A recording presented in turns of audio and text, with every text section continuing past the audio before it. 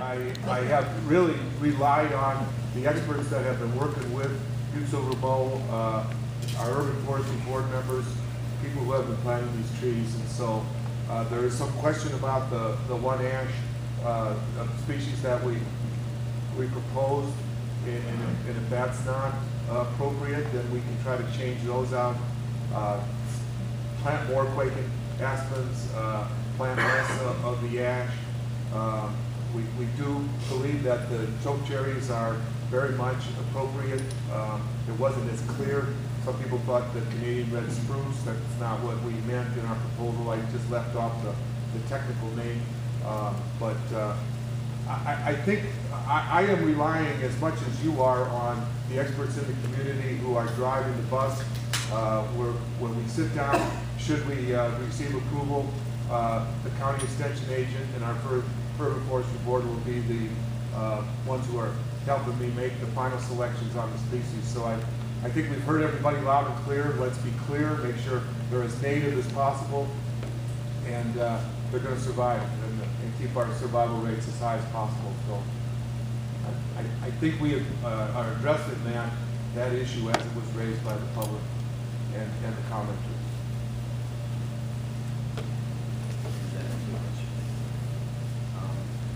Any other questions from council?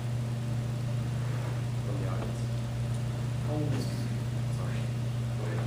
How does this work for this is approval, which is the action? And then who will you submit this grant to, and then are you planning on submitting additional grants for the full year proposal? John, Larry, that you've already seen that. How does this work? We're approving 1 year, and then who approves this year two? Well, it's my understanding that the 10-year proposal is now been put in the big list of ideas that will then be part of your master plan in the fall. And if you so choose to pursue a tree planting, a long-term tree planting proposal, that we would hear what you have to say in the fall, and then either Butte Silver Bow or the Urban Forestry Board.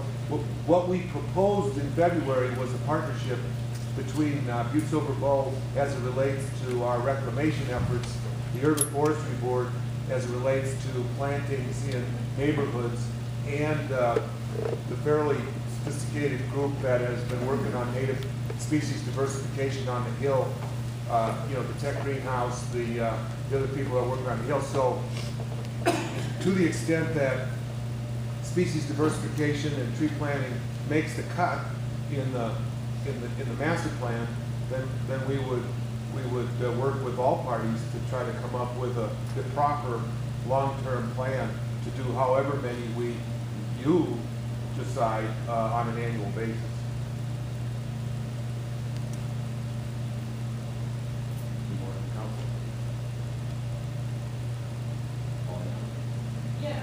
One of the things that I'm concerned about, when we were in Texas, we used to have an extension agent, and if they were under salary for the community, I don't know, do we have one here?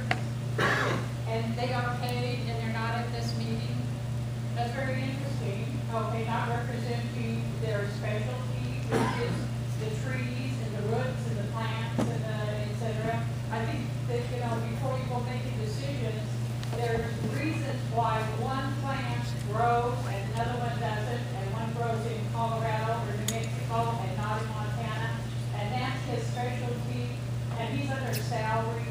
He needs to be here, okay? And the other thing that I found when I was in Texas is we have a thing called buffalo grass, and that buffalo grass requires very little water, very, very little water. So consequently, that's where the real green part of the conservation came in, because it wasn't too demanding in order for it to continue to grow, and the people were able to have very nice ground cover, et cetera, even on 17, 18 acres worth of property. So I think that that's the responsibility of an employee of Butte Silver Bow to be here and represent what his specialty is. Not have somebody saying that we don't know why they picked but we'll plant them anyway in hopes that it grows. It doesn't work that way. John, do you have anything to add? No, I don't. Jeremy Weber couldn't be here tonight. He's our county extension agent. He's providing technical assistance as well as others. I think we are going to make sure we plant species that will grow and prosper. And I'm more and more confident every day that we have the right expertise advising us on what's going to grow properly on the hill.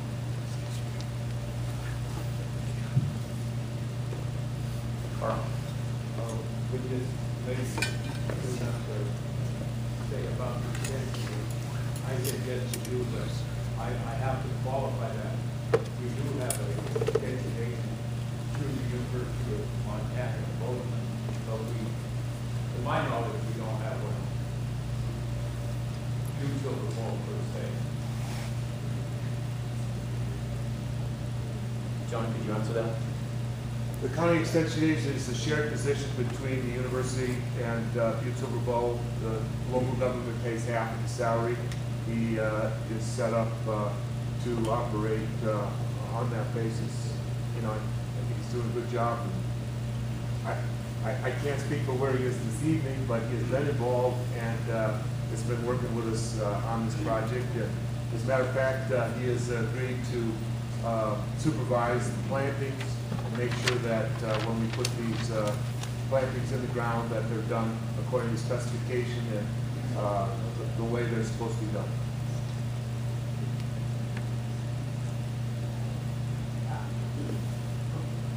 You know, I'm a process guy. We talk about process.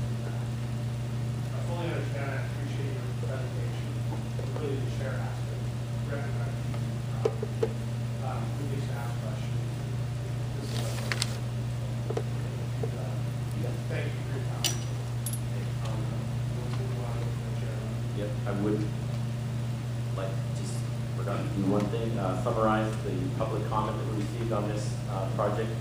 We had 7 letters that came in before the deadline. The deadline is closed business today.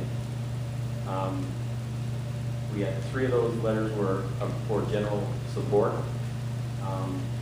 5 of those letters recommended changes from non-native to native species.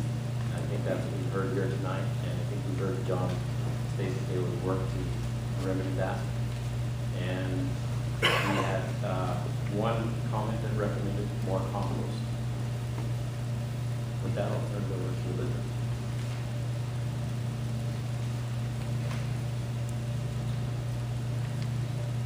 Do we have any more questions? This is public comment. Terry. It is.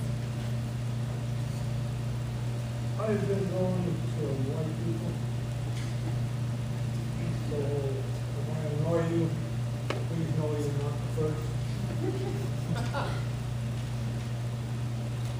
Now that you have all this knowledge, you people of the committee, before you approve any monies to anybody, have you